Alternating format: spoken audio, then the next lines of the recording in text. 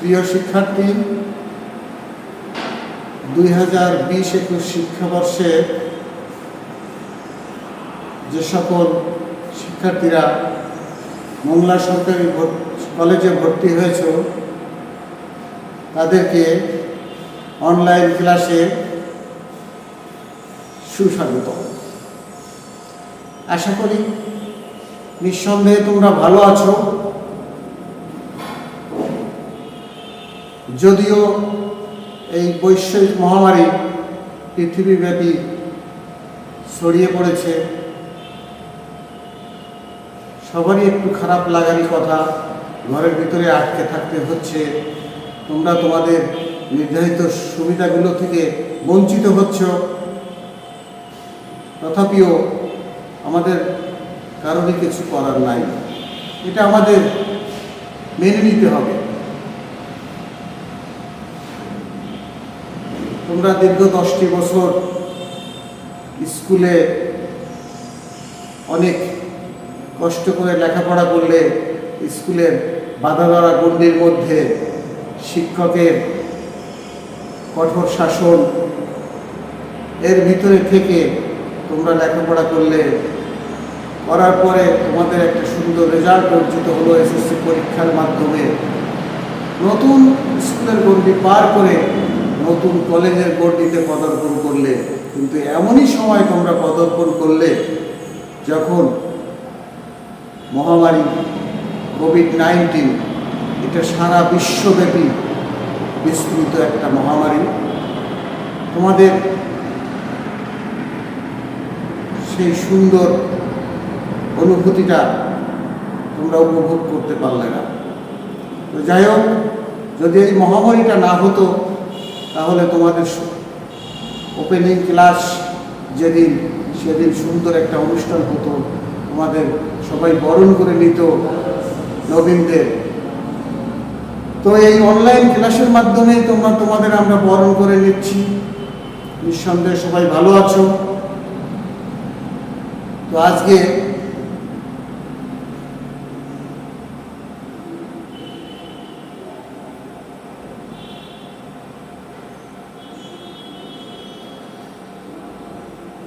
আমি তোমাদের সাথে হিসাব বিজ্ঞানের শিক্ষক, আমার নাম দেবদাস বাড়ই, তোমরা স্ক্রিনে দেখতে পাচ্ছ, প্রভাষক মংলা সরকারি কলেজ, হিসাব বিজ্ঞান বিভাগ, মংলা বাগেরহাট। তো আমি তোমাদের যেহেতু হিসাব বিজ্ঞানের শিক্ষক, আমি তোমাদের হিসাব বিজ্ঞান একাদশ শ্রেণীর একেবারে প্রথম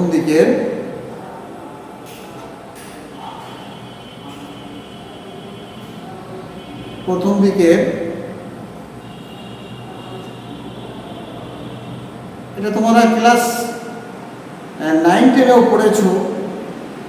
একেবারে সহজ একটা অঙ্ক সুন্দর করে শেখানোর চেষ্টা করি। তোমরাও বেশি বেশি এটা অনুশীলন করবে, তাহলে দেখবে তোমাদের সেই এসএসসির জ্ঞানটা এর সাথে এই উচ্চ মাধ্যমিকের জ্ঞানটা যোগ হয়ে একেবারে একটা পরিপুষ্ট ধারণা তোমরা পাবে। তো আজকে আমাদের হিসাব বিজ্ঞান প্রথম পত্রের অধ্যায় 2 ষষ্ঠ ভাগ, দেখো তোমাদের স্ক্রিনে দেওয়া আছে নবদান বই নিয়ে আমরা একটু আলোচনা করব। নবদান বইটা কাকে বলে আমরা একটু দেখার চেষ্টা করি, সংজ্ঞা আকারে একটু দেখাই। দেখো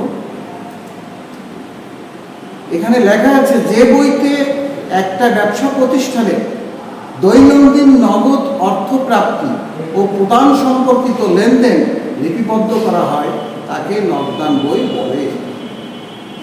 আমরা একটু সুন্দর করে দেখি, বুঝি। যে বইতে একটা প্রতিষ্ঠান আমাদের আর্থিক প্রতিষ্ঠান হতে পারে, অনার্থিক প্রতিষ্ঠানও হতে পারে, নগদ অর্থ প্রাপ্তি ও প্রদান, টাকা আসতেও পারে, টাকা আমাদের প্রতিষ্ঠান থেকে বাইরেও চলে যেতে পারে। নগদ অর্থ প্রাপ্তি ও প্রদান সম্পর্কিত লেনদেন লিপিবদ্ধ করা হয় তাকে নগদান বই বলে। দেখো তাহলে দাঁড়ালো কি, নগদান একটা সম্পত্তিবাচক হিসাব। তুমি যখন ক্লাস 9-এ প্রথমে ডেবিট ক্রেডিট নির্ণয়ের সূত্র শিখলে সেখানে দেখবা আছে সম্পদ যদি বৃদ্ধি পায় তাহলে ডেবিট এবং সম্পদ যদি হ্রাস পায় তাহলে ক্রেডিট। নগদান বইয়ে মূল কথাটা হচ্ছে নগদ টাকা। নগদ টাকা আমরা জানি একটা সম্পদ যদি বৃদ্ধি পায়, দেখো এখানে সুন্দর করে লেখা আছে, যে বইতে একটা ব্যবসা প্রতিষ্ঠানে নগদ অর্থ প্রাপ্তি ও প্রদান সম্পর্কিত লেনদেন লিপিবদ্ধ করা হয় তাকে নগদান বই বলে। ওই একই কথায় চলে আসে, নগদ টাকা যদি আসে এবং নগদ টাকা যদি চলে যায়, এই আসা এবং চলে যাওয়া, প্রাপ্তি এবং প্রদান সম্পর্কিত সকল প্রকার লেনদেন এই নগদান বইয়ে লিপিবদ্ধ করা হয়। এটাই হলো নগদান বই। আমরা মনীষীদের একটা প্রামাণ্য সংজ্ঞা দিতে পারি। দেখো এলসি ক্রোপারের মতে কি আছে, দেখো এলসি ক্রোপার একজন বিশেষ হিসাববিদ। নগদান বই হলো এমন একটি বই যাতে একজন ব্যক্তি তার যাবতীয় নগদ প্রাপ্তি ও প্রদান লিপিবদ্ধ করে রাখে। আবারও একটু দেখি আমরা, এলসি ক্রোপারের মতে নগদান বই হলো এমন একটি বই যাতে একজন ব্যক্তি তার যাবতীয় নগদ প্রাপ্তি ও প্রদান লিপিবদ্ধ করে রাখে।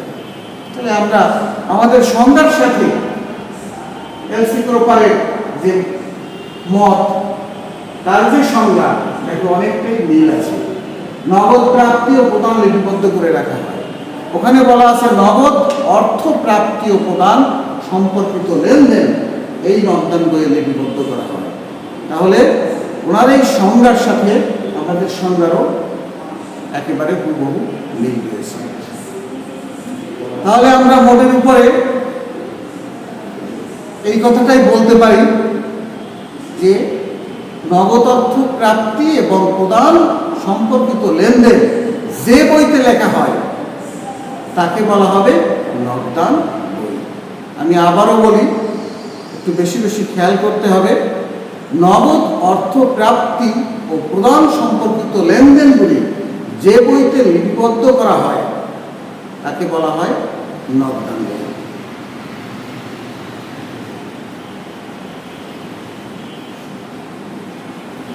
এই নগদান বইয়ের কিছু কিছু বৈশিষ্ট্য আছে, আমরা দেখি। নগদ লেনদেন লিপিবদ্ধ করো। নগদ লেনদেনটা আমরা সবাই বুঝি কিরকম। লেনদেন হলো দুই প্রকার, নগদে এবং বাকিতে। নগদে এবং বাকিতে এই নগদান বইয়ে যে লেনদেনগুলো হবে সেটা অবশ্যই নগদে হতে হবে।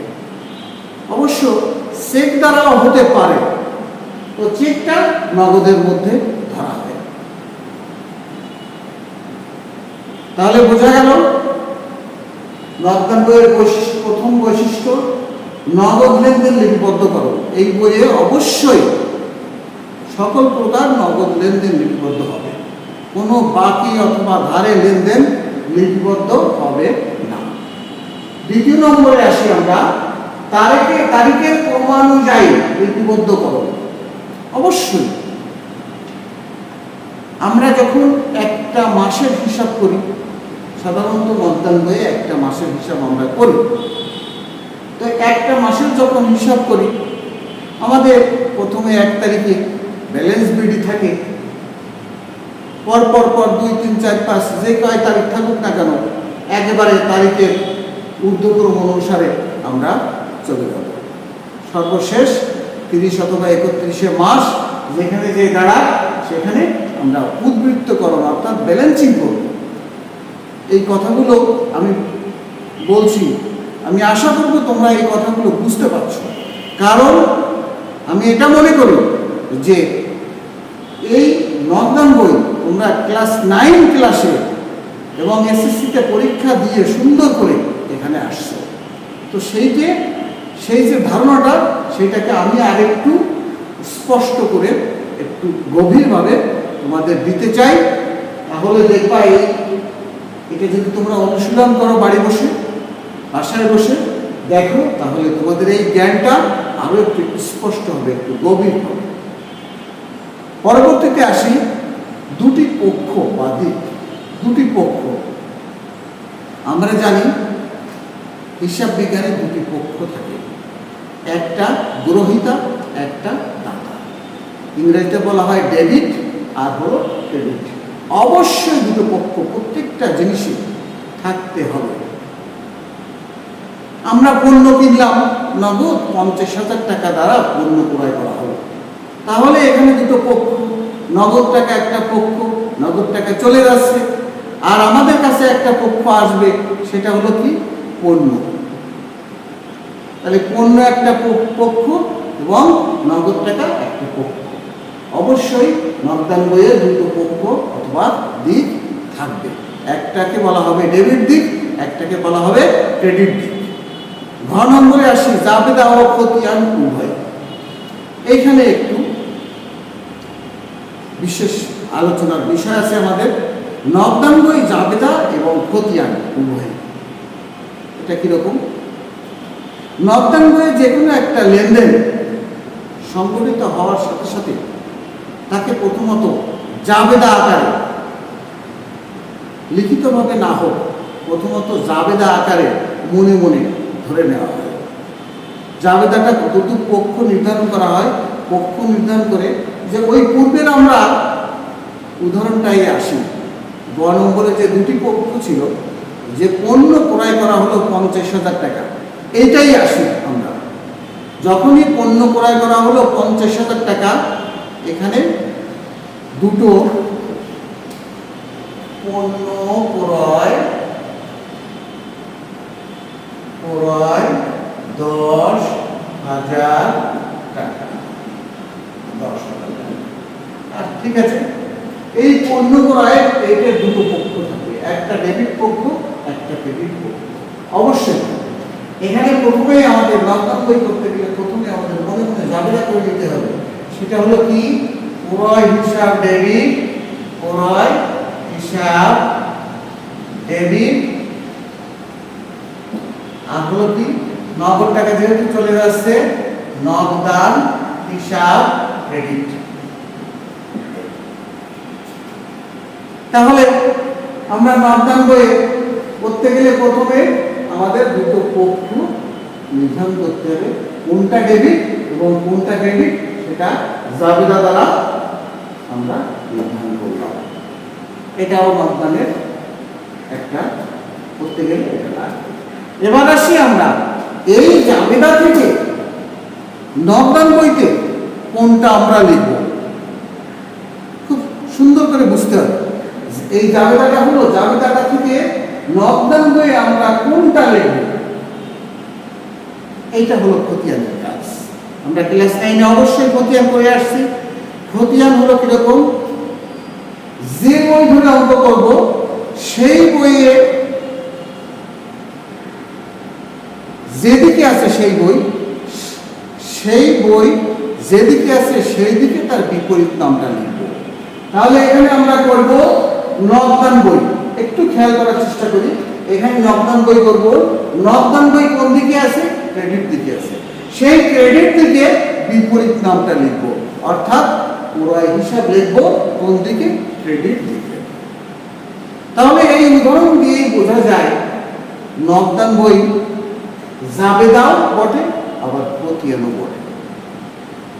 আমরা লেনদেন সংঘটিত হওয়ার সাথে সাথে জাবেদা করি, জাবেদা করার পরে সেটি খতিয়ানে পোস্টিং করা হয়, খতিয়ানে স্থানান্তর করা হয়। এই নগদান বই হলো জাবেদা এবং খতিয়ানের সংমিশ্রণ। তাহলে আমরা বৈশিষ্ট্যগুলো আবারও একটু দেখি। নগদান বইয়ে লেনদেন লিপিবদ্ধকরণ, নগদে লেনদেন লিপিবদ্ধকরণ, সমস্ত লেনদেনগুলোই নগদে হতে হবে। বাকিতে কোনো লেনদেন হলে সেটি নগদান বইয়ে অন্তর্ভুক্ত হবে না। তারিখের ক্রম অনুযায়ী লিপিবদ্ধকরণ, তারিখের পর পর আমাদের সাজায় লিপিবদ্ধ করতে হবে। দুটি পক্ষ থাকবে, একটা ডেবিট দিক থাকবে, একটা ক্রেডিট দিক থাকবে। জাবেদা এবং খতিয়ান উভয়, নকদান হলো জাবেদা এবং খতিয়ান উভয়। আমরা বোর্ডে লিখে এই উদাহরণটার মাধ্যমে আমরা সম্ভবত বোঝাতে সক্ষম হয়েছি। তো পরবর্তীতে আমরা আসি, তাহলে নকদান বৈশিষ্ট্য গেল। পরবর্তীতে আসি নকদান বইয়ের শ্রেণী বিভাগ। দেখি নকদান বই।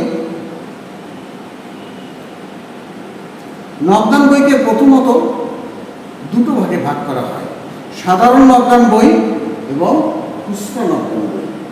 সাধারণ নকদান বইটাকে কিরকম আমরা একটু আলোচনা করে বুঝতে পারি। সাধারণ নকদান বই, এই উদাহরণের মাধ্যমে আমরা বুঝি পণ্য ক্রয় করা হলো 10,000 টাকা। জাবেদাটা কি? ক্রয় হিসাব ডেবিট, নকদান হিসাব ক্রেডিট। নকদান বইয়ে লিখতে হবে ক্রেডিট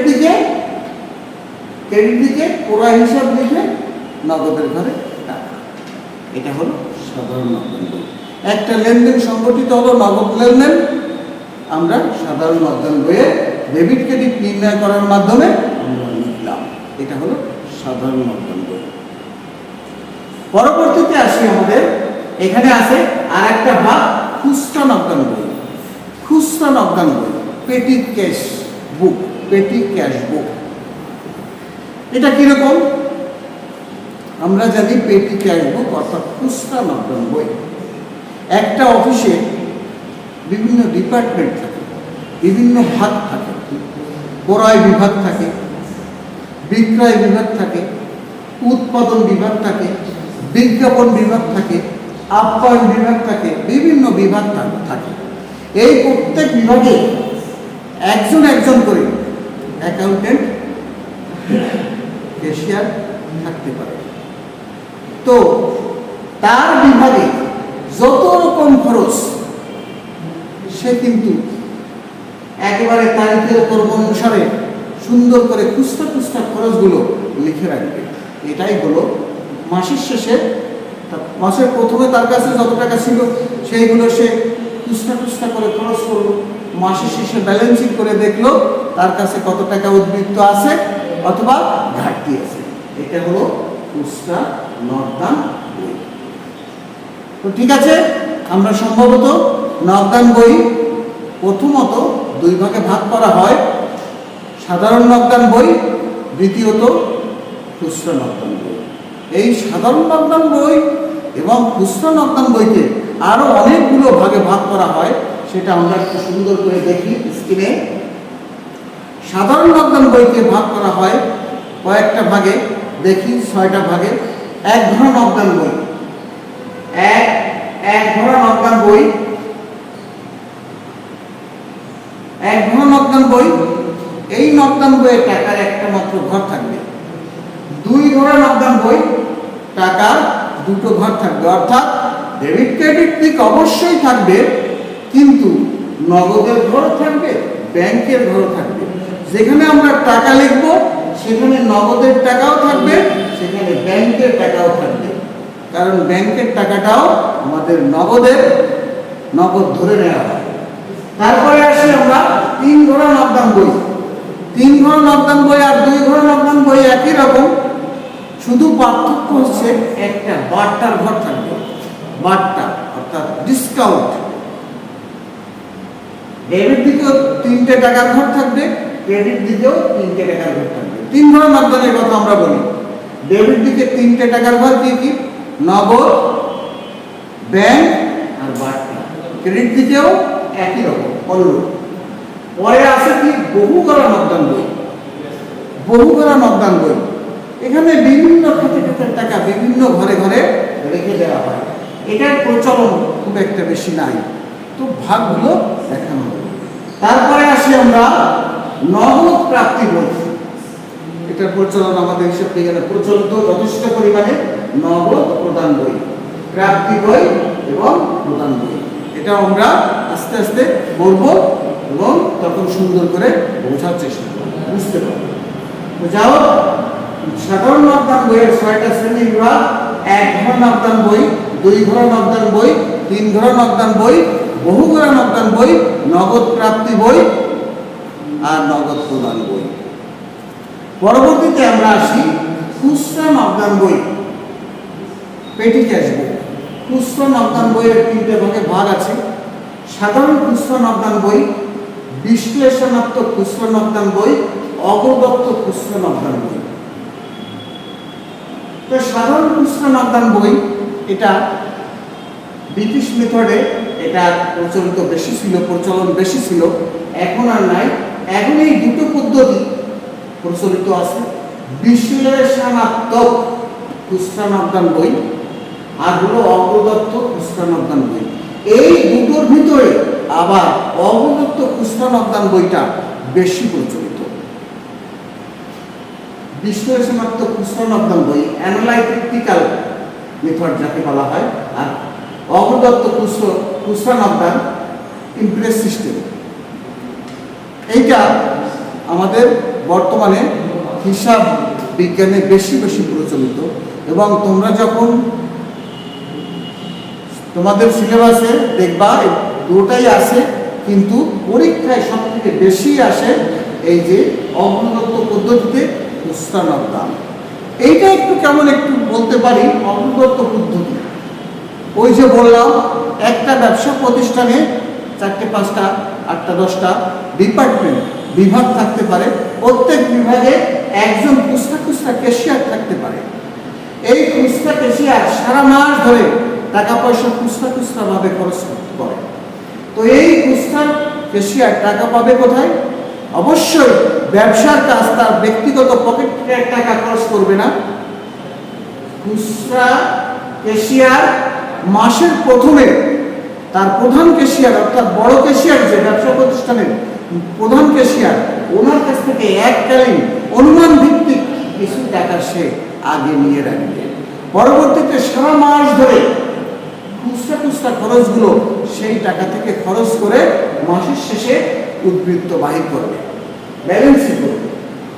যেহেতু মাসের প্রথমে বড় ক্যাশিয়ারের কাছ থেকে খুচরা ক্যাশিয়ার টাকা নিয়ে খরচ করা শুরু করে, এই পদ্ধতিটাই হলো অগ্রদত্ত খুচরা নকদান বই।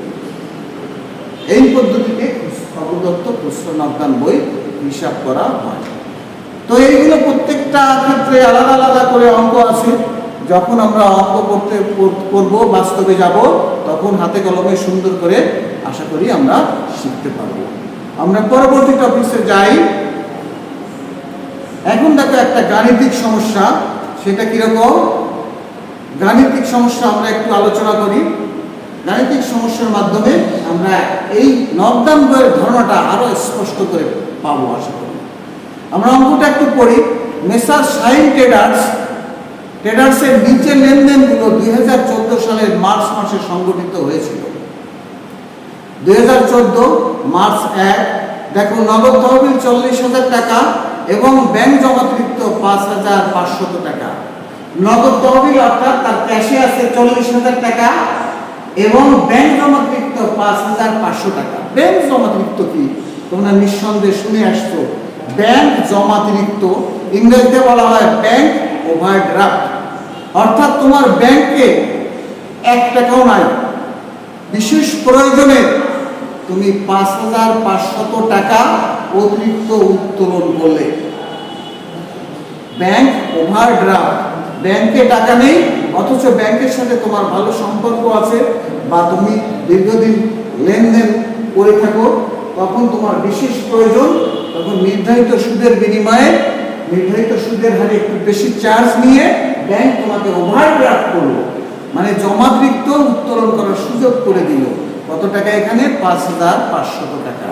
মার্চের 4 তারিখে আসি। পণ্য ক্রয় নগদে 15,000 টাকা এবং বাকিতে 20,000 টাকা। ওই যে একটু আগে নকদান বইয়ের বৈশিষ্ট্য বললাম, সকল প্রকার নগদ লেনদেন নকদান বইয়ে অন্তর্ভুক্ত হবে, এখানে কোনো বাকি লেনদেনের জায়গা হবে না। তো 4 তারিখে, মার্চের 4 তারিখে আমরা দেখি নগদে পণ্য ক্রয় পণ্য ক্রয় নগদে 15,000 টাকা এবং বাকিতে 20,000 টাকা। দেখেছো? দেখি আমরা বাকিতে 20,000 টাকা, এটা নগদান বইয়ে অন্তর্ভুক্ত হবে না। 7 তারিখে আসি।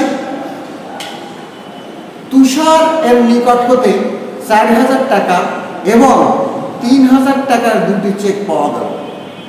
চেক পাওয়া গেল, এটা আমাদের নগদান বইয়ে অন্তর্ভুক্ত হবে। নগদ টাকা, এই চেক নগদ টাকার মতো কাজ করবে। মার্চের 10 তারিখে পণ্য বিক্রয় নগদে 25,000 টাকা এবং বাকিতে 35,000 টাকা। 4 তারিখের মতো 10 তারিখে আর একটা লেনদেন রয়েছে, যেটা বাকিতে 35,000 টাকা। বাকিতে কোনো লেনদেন হলে নগদান বইয়ে লিপিবদ্ধ হবে না। এবার আসি 18 তারিখে বিলের স্বীকৃতি প্রদানের মাধ্যমে পণ্য ক্রয় করা হলো 8,000 টাকা। What is it? বিলের স্বীকৃতিটা আবার একটু পড়ি। বিলের স্বীকৃতি প্রদানের মাধ্যমে পণ্য ক্রয় করা হলো 8,000 টাকা। বিলের স্বীকৃতিটা হলো তোমার কাছে 1 টাকাও নেই, অথচ পণ্যের দরকার খুব। তুমি পণ্য বিক্রয়কারী প্রতিষ্ঠানের কাছে গেলে সে তোমাকে বাকি দিতে চাইলো না। এক্ষেত্রে তোমাকে কি করতে হবে? কিছু জামানত রাখতে হবে। কারণ কি? হয় সেই ব্যবসায়ী তোমাকে চেনে না, না হয় সে তোমার কাছে বাকি লেনদেন করতে চাচ্ছে না।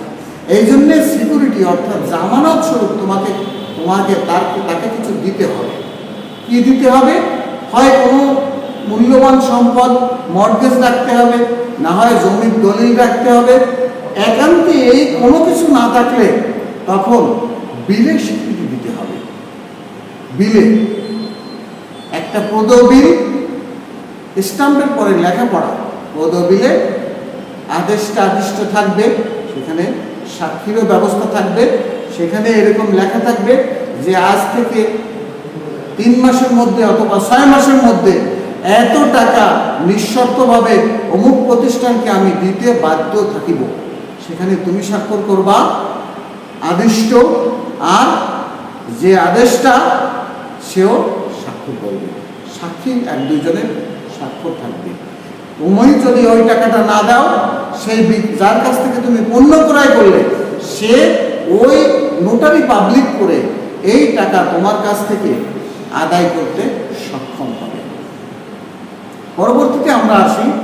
তো এই যে পরবর্তীতে পূর্বে 18 তারিখে আবারও একটু ফিরে যাই। বিলের স্বীকৃতি প্রদানের মাধ্যমে পণ্য ক্রয়, এটাও আর একটা বাকিতে লেনদেন অর্থাৎ ধারে লেনদেন। এটা ওই ধারে লেনদেনের যদি হিসাব হয় তাহলে এটাও আমাদের একটা ধারে লেনদেনের আওতায় পড়বে। মার্চ 30 দেনাদারের নিকট হতে 12,000 টাকার একটি চেক পাওয়া গেল। দেনাদারের নিকট থেকে 12,000 টাকার একটি চেক পাওয়া গেল। এটা অবশ্যই নগদ লেনদেন। এখন দেখো এখানে কি করতে হবে, করণীয় কি? মোট ক্রয়ের পরিমাণ নির্ণয় করো। মোট ক্রয়ের পরিমাণ নির্ণয় করতে হবে। আমরা দেখি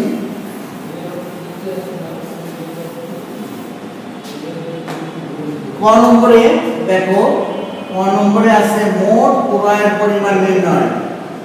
মোট ক্রয়ের পরিমাণ নির্ণয়, ক্রয়ের পরিমাণ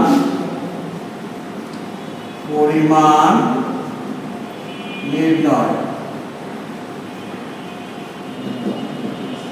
তো দেখি কোথায় কোথায় ক্রয় আছে। আমরা সুন্দর করে একটা ঘর কাটতে পারি।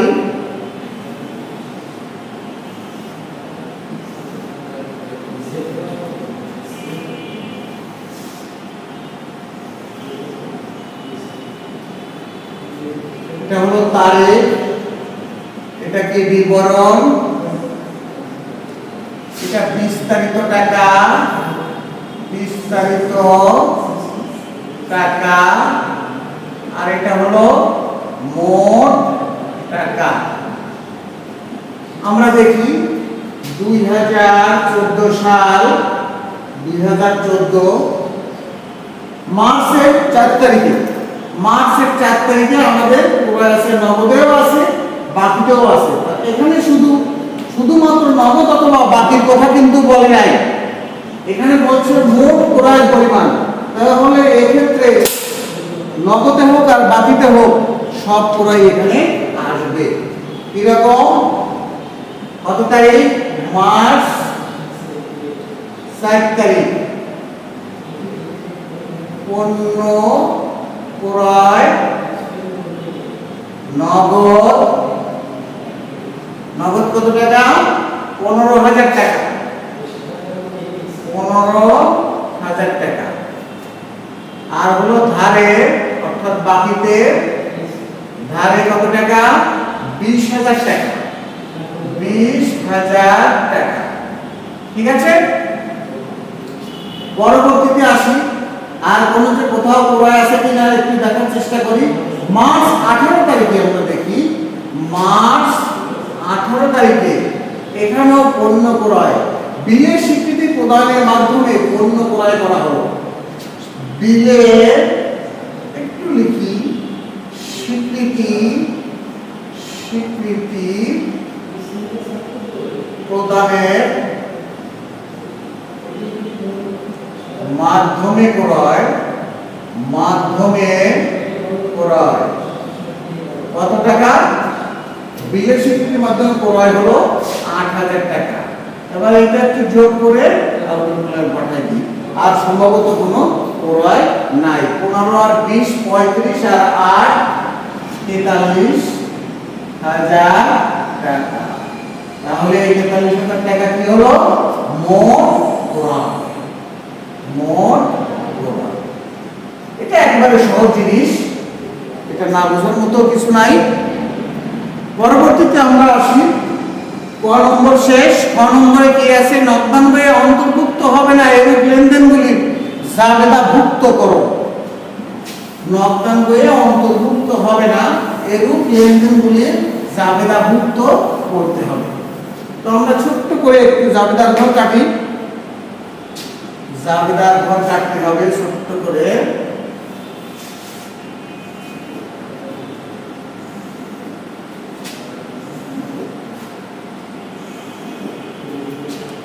জাবেদার ঘর কাটি।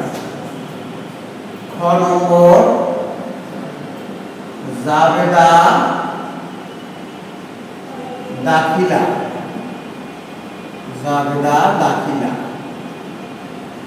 তারিখ, বিবরণ, জাবেদার খতিয়ান পৃষ্ঠা হয় কপি, ডেবিট টাকা, আর এটা হলো ক্রেডিট টাকা। ঠিক আছে? প্রথমে উপরে একটু সুন্দর করে আমরা লিখতেও পারি, মিস্টার শাইন ট্রেডার্সের জাবেদা দাখিলা। এটা যখন তোমরা পরীক্ষায় সুন্দর করে করবা তখন লিখে নিবা। তো আমরা দেখি কোন কোন লেনদেন আমাদের নগদান বইতে অন্তর্ভুক্ত হবে না। তো আমরা দেখি মার্চের 5 তারিখে বাকিতে লেনদেন আছে। মার্চের 4 তারিখ 2014 মার্চ 4 তারিখ। ধারে যেহেতু ক্রয় আছে তাহলে লিখবো কি? জাবেদা কি হবে? ক্রয় হিসাব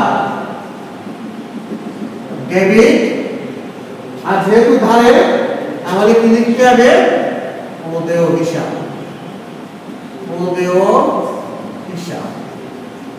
ডেবিট। টাকার পরিমাণ কত?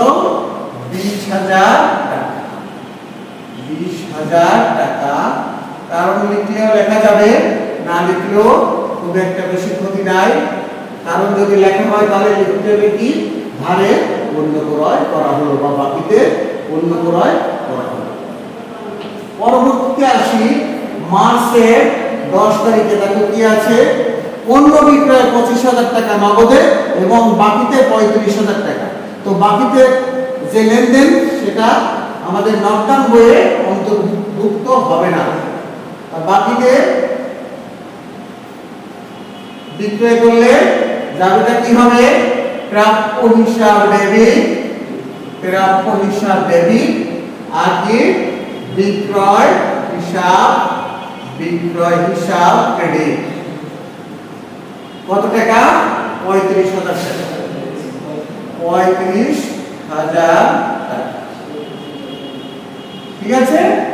কোনো জটিলতা নাই, একেবারে সেই এসএসসি মানের অঙ্ক। পরবর্তীতে আসি আমরা, কি আছে 18 তারিখে বিলের স্বীকৃতি প্রদানের মাধ্যমে পণ্য ক্রয় করা হলো। বিলের স্বীকৃতি প্রদানের মাধ্যমে, এটা নর্দান বইয়ে অন্তর্ভুক্ত হবে না। মার্চের 18 তারিখে বিলের স্বীকৃতি প্রদানের মাধ্যমে পণ্য ক্রয়, তাহলে কি লিখব? ক্রয় হিসাব ডেবিট, আর স্বীকৃতি যেহেতু তুমি দিচ্ছ তাহলে এটার নাম কি? প্রদেয় বিল হিসাব ক্রেডিট। টাকার পরিমাণ কত? 8,000 টাকা। 8,000 টাকা। ঠিক আছে, এই হলো আমাদের জাবেদা। জাবেদাটা তুমি যদি মনে করো তাহলে যোগ করতেও পারো। কত টাকা হয়? যোগ করে 20 আর 35, 55 আর 8, 63,000 টাকা। 63 উভয় দিকে 63,000 টাকা।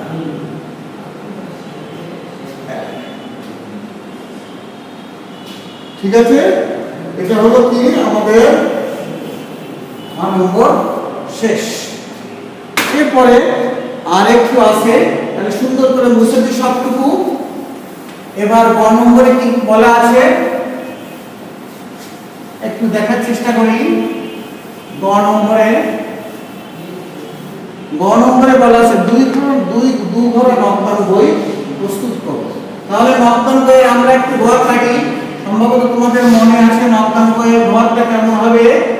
নকদান বইয়ের ঘর একটু খেয়াল করে মনে করে দেখো। নকদান বইয়ের ঘর পৃষ্ঠাটা আড়াআড়ি করে নিতে পারলে ভালো হয়। তোমাদের এটা খেয়াল রাখবা। এর মাঝামাঝি করি, অর্ধেক করি। একটা হলো ডেবিট দিক, একটা হলো ক্রেডিট দিক। এটা হলো ডেবিট, এটা হলো ক্রেডিট। উপরে লিখি মেসার্স শাহিন ট্রেডার্সের, মেসার্স গ নম্বর, মেসার্স শাহিন ট্রেডার্সের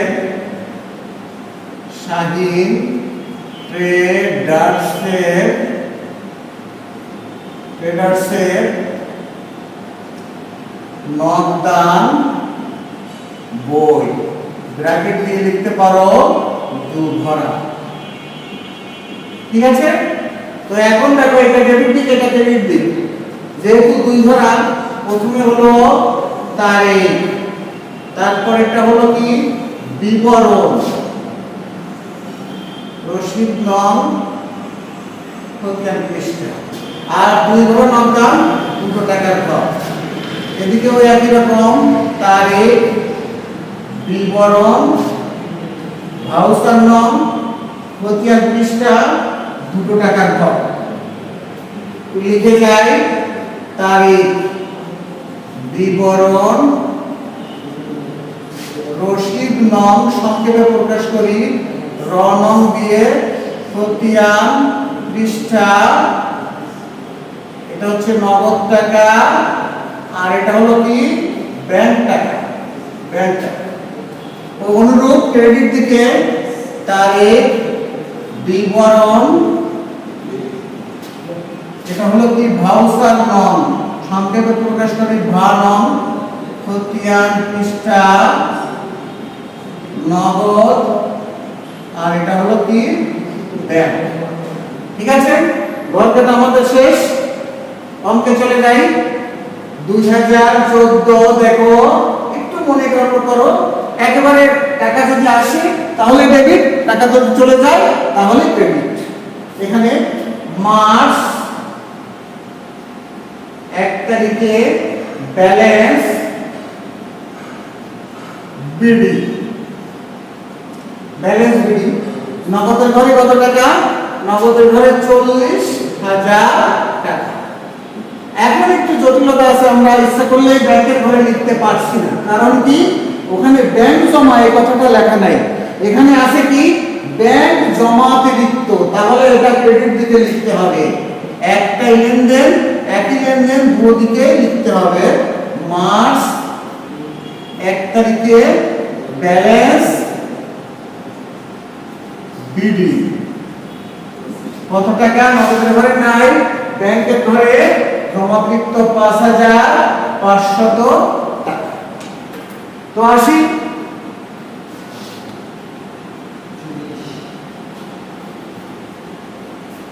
মার্চ ৭ তারিখে, দেখি আমরা পণ্য ক্রয় মার্চ ৭ তারিখে ক্রয় করলে টাকা আসে না চলে যায়? ক্রয় হিসাব